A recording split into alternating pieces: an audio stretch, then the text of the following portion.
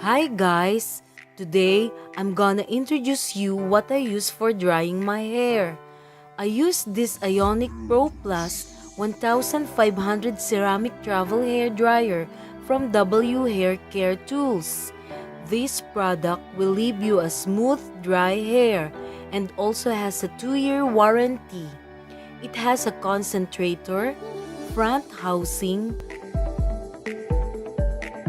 ion lamp, rear housing, rear cover,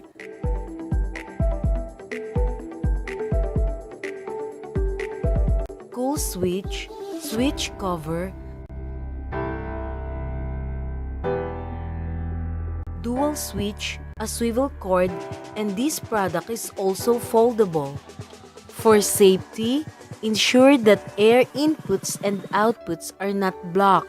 If does happen, thermal temperature limiter guards against overheating. Make sure that your hands are completely dry before plugging in. Plug in and set switch to the required position.